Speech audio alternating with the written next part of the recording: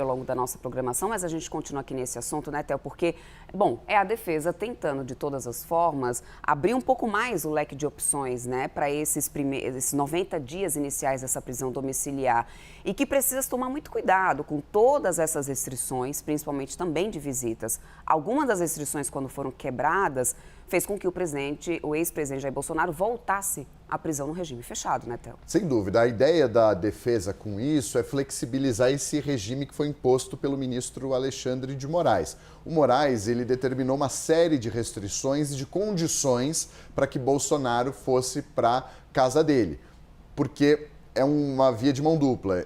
Para ter a concessão da domiciliar e sair da prisão, em troca, o ex-presidente precisa cumprir uma série de determinações impostas pelo Supremo e de condições para que ele continue na casa dele.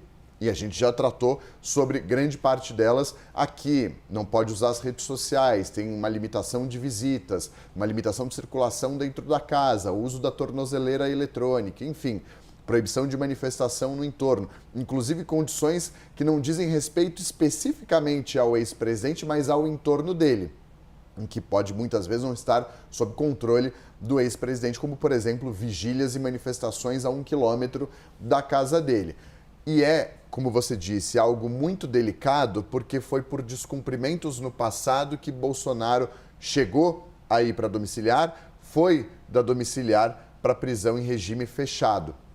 Ele tinha uma série de medidas cautelares contra ele em julho do ano passado, descumpriu uma delas, algumas delas. Uma delas que ele descumpriu foi a participação em uma manifestação por meio do celular. Então, por conta disso, ele foi mandado para domiciliar preventivamente. Isso foi antes de ele ser condenado, de fato, pelo Supremo Tribunal Federal.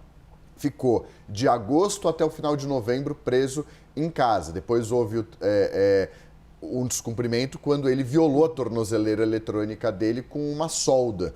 Então, no final das contas, foi mais um descumprimento. Esses descumprimentos, com flertes com possibilidade de fuga, que foi mencionado pela Polícia Federal, isso tudo fez com que fosse negado inúmeras vezes, pelo menos 4 vezes nos últimos meses, esse pedido da defesa para que ele fosse para domiciliar. Daí a necessidade de a defesa conversar com o ex-presidente para se certificar de que não haverá mais nenhum descumprimento, nem por parte dele, nem por parte do entorno que eventualmente visite ele nesses próximos 3 meses. É uma decisão atípica do ministro Alexandre de Moraes, porque estabelece um prazo para domiciliar. Normalmente isso não acontece, normalmente é dada domiciliar e ponto. Pode ser revertido em caso de descumprimento. Nesse caso específico, ele estabeleceu um prazo de 90 dias. Da onde que ele tirou esse prazo?